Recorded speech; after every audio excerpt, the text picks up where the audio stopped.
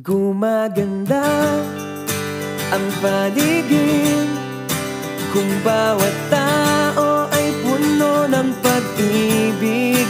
Napapawi ang tighati, masilayan lang ang iyong ngiti. Okay gandang isipin ang isang mundong puno ng pag-ibig.